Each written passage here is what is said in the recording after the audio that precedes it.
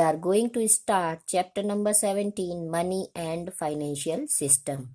In this chapter, we will learn about introduction, development, definition, and functions of money, financial system and institutions, chief financial institutions, and types of banks.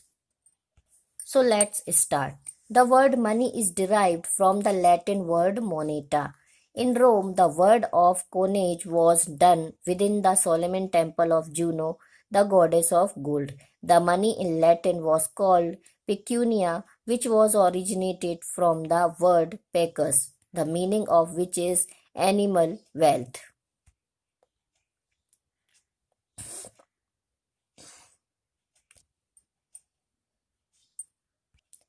So, such goods were discovered which could be accepted by all. In the beginning, cow, goat, shells, fish, bones, skin of animals, ivory, etc. were accepted as a unit of money. But this system also brought many difficulties with it.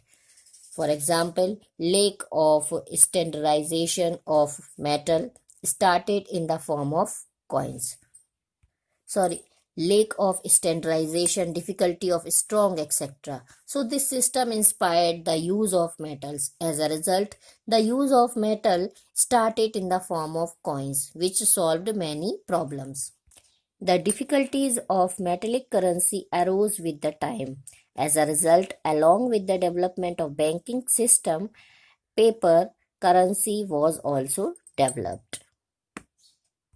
अब जो money है, money शब्द का हिंदी रूपांतर जो है वो मुद्रा है और लैटिन भाषा में से मोनेटा कहते हैं। मनी को मोनेटा कहा जाता है और यह देवी जूनो को भी मोनेटा के नाम से पुकारा जाता है। शुरुआत में ये जो सिक्के की शुरुआत जो हुई तो वो देवी मोनेटा के देवी जूनो के मंदिर से ही हुई थी।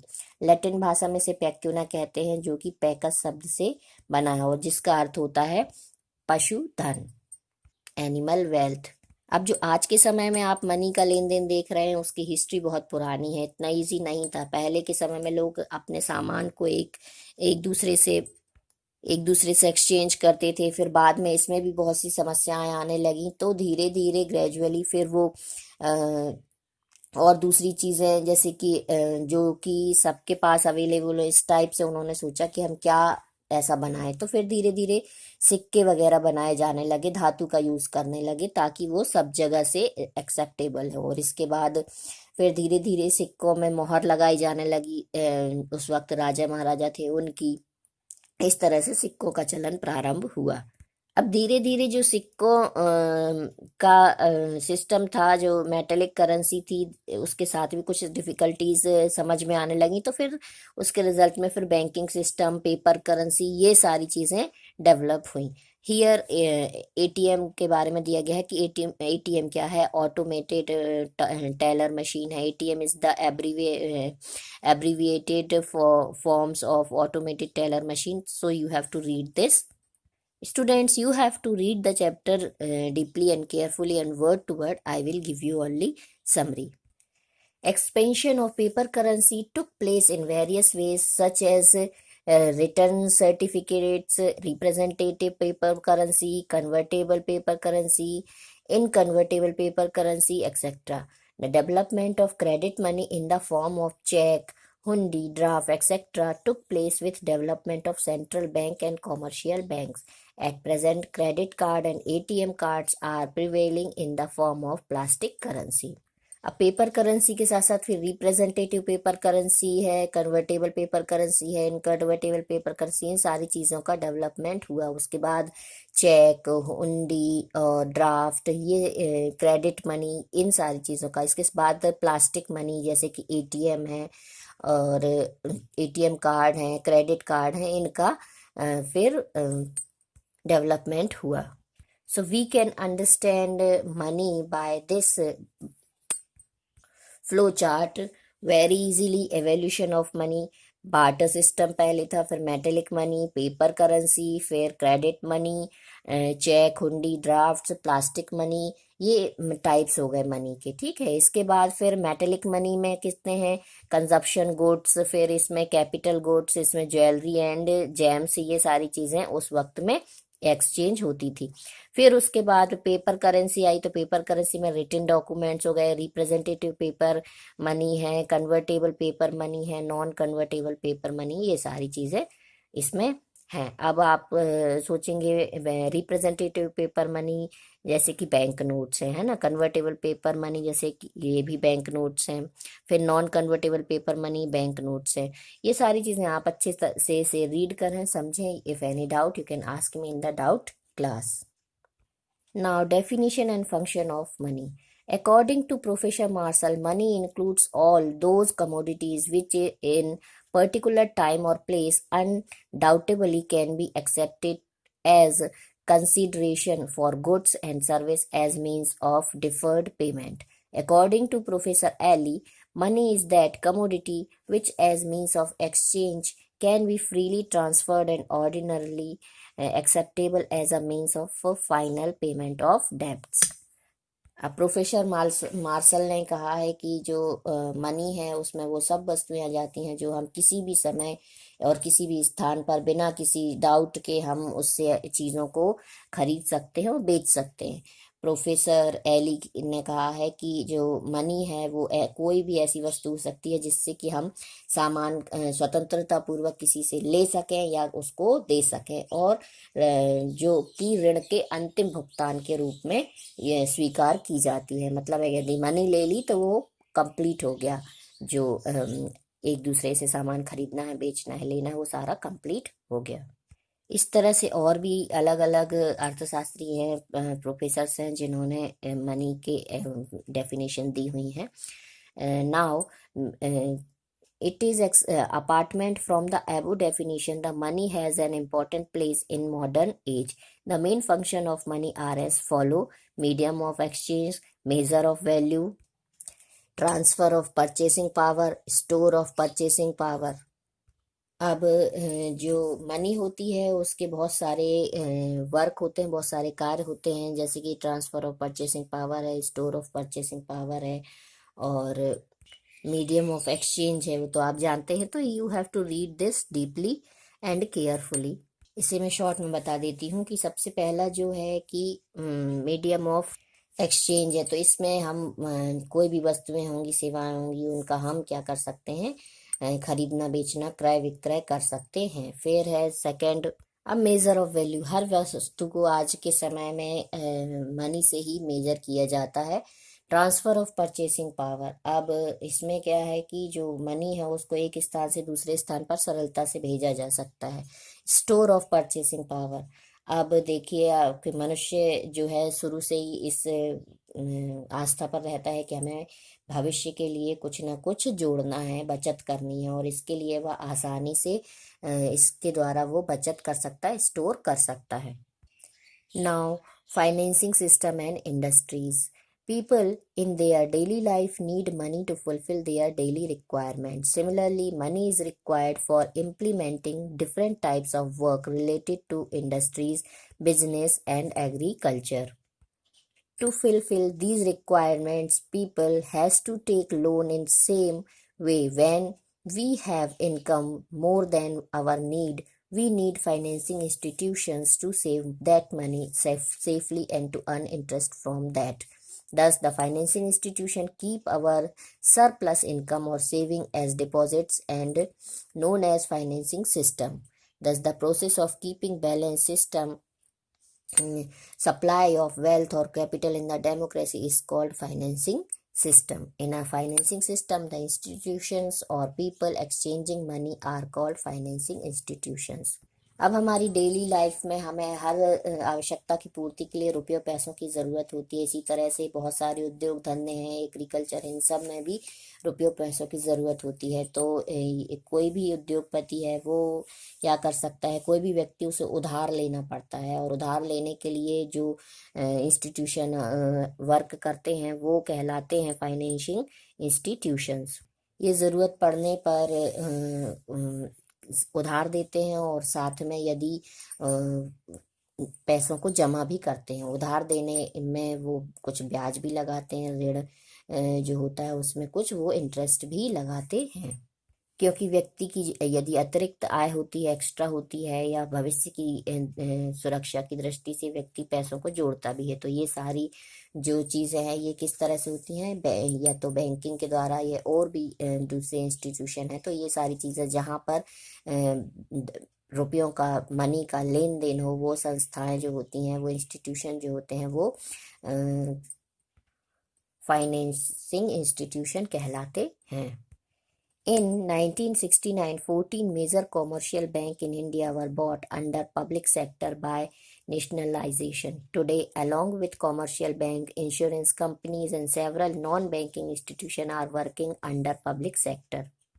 1969 में 14 main national banks, commercial banks जो थे उनकी नेशनलाइजेशन हुआ और उन्हें सार्वजनिक जो एरियाज हैं, क्षेत्र हैं, वहाँ पर लाया गया। इसके साथ साथ कुछ जो व्यापारिक बैंक हैं वो भी, और साथ साथ उनके साथ में जो इंश्योरेंस कंपनीज हैं, और इंश्योरेंस कंपनीज के साथ है नॉन बैंकिंग इंस्टीट्यूशंस हैं, और ये सारे भी पब्लिक सेक्टर में लाए गए ताकि लोगों के साथ लेन देन किया जा सके।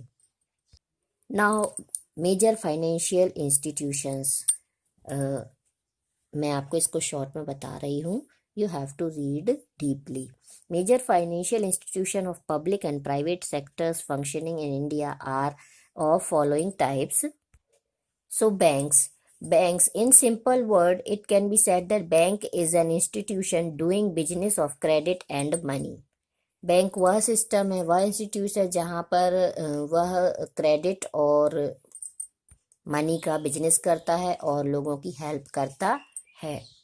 बहुत सारे बैंक्स होते हैं, जैसे कि स्टेट बैंक है, इलाहाबाद है, कैनरा बैंक है, आप सभी इनको जानते हैं, जो कि डिपॉजिट के लिए मनी एक्सेप्ट करता है लोगों की, और यदि ज़रूरत पड़ती है तो फिर वो लोन भी देता है, और जब उन्हें ज़रूरत होती है तो वो अपने पैसे को निकाल सकते हैं, वहाँ पर आपका मनी सेफ रहता है। Now, insurance companies. Insurance is a system to provide security against the consequence of risk. Commodities, service, and business activities are also insured along with human lives.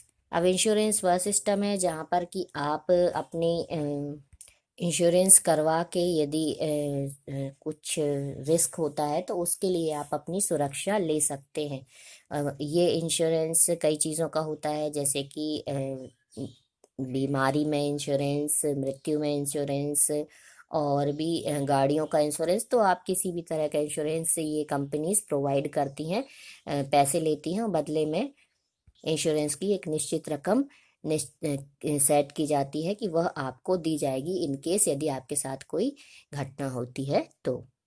Now साहूकार। साहूकार और महाजन is one who provide loan to his consumers from time to time. The function of Sahukar is very simple. They provide loan of all three types, that is short term, medium term and long term loan. साहूकार भी या महाजन भी होते हैं जो कि loan provide करते हैं समय समय पर, और यह शॉर्ट टर्म है, लॉन्ग टर्म है, और मीडियम टर्म में लॉन्ग लोन देते हैं लोगों को। दे play an important role in agriculture financing today. The Sahukar fulfill about 25% requirement of agro financing, but they have a bad name. The main reason for this is their defective system of functioning, in which high rate of interest, advance interest, manipulation in calculation, etc. सबसे ज़्यादा ये help करते हैं agriculture में, लेकिन इनका एक बहुत ही बड़ा बैड, इनको बुरे उससे जाना जाता है, क्योंकि ये सबसे ज़्यादा हाई रेट लेते हैं इंटरेस्ट का, एडवांस इंटरेस्ट लेते हैं। जो भी लोन दे रहे हैं वो उसका पहले ही इंटरेस्ट काट लेते हैं फिर देते हैं, और इसके साथ साथ वो कैलकुलेशन में भी गड़बड़ियाँ करते हैं। Now Jamidar. In the year 1793, Lord Cornwallis started this system in Bengal. Jamidar were the big landlords. They were work was collection of revenue from the farmers. They collected the revenue from the peasants and gave it to the government. Jamidar provided loan to the farmers whenever required to fulfill their needs. The condition of loans provided by them were also very strict. During loan recovery, they used to misbehave, due to which the farmers were exploited. As a result, all the states have banned the system of jamidari through law, but the loan are still provided by jamidars in rural areas.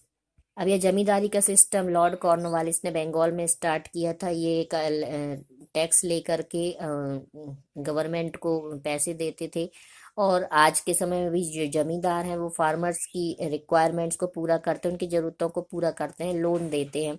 लेकिन यह भी ये भी government के द्वारा ban कर दिया गया, क्योंकि वो जब लोन वापस लेते थे तो बहुत ज़्यादा स्ट्रिक्ट हो जाते थे और बहुत मिसबिहेव भी करते थे लोन लेने वालों के साथ। लेकिन रूरल एरियाज में आज भी यह प्रथा चल रही है।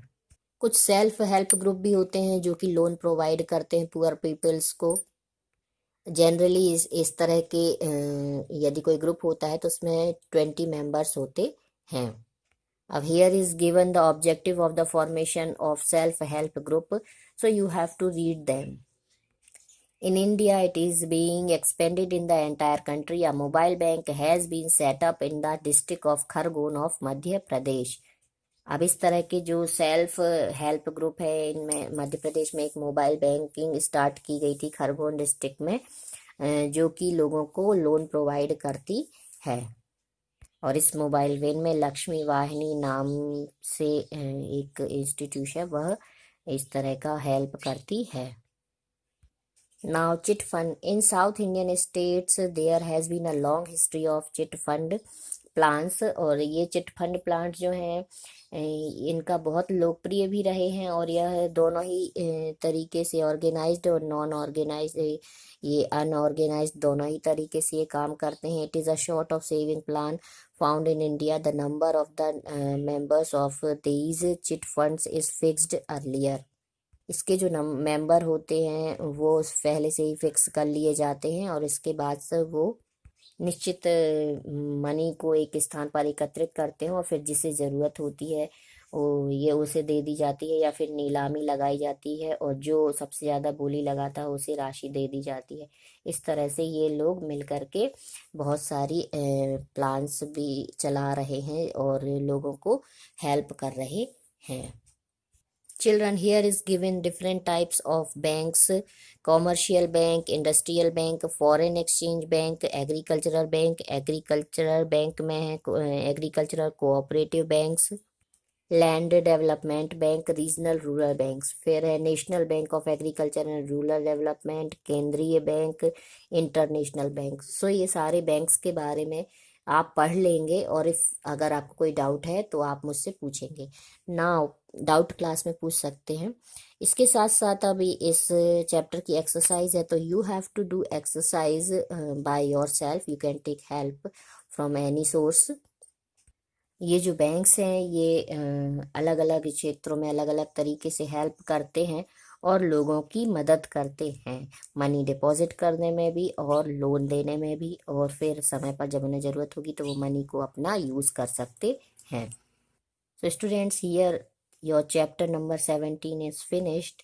You have to complete fair copy up to chapter number 17. In the next video, we will start chapter number 18.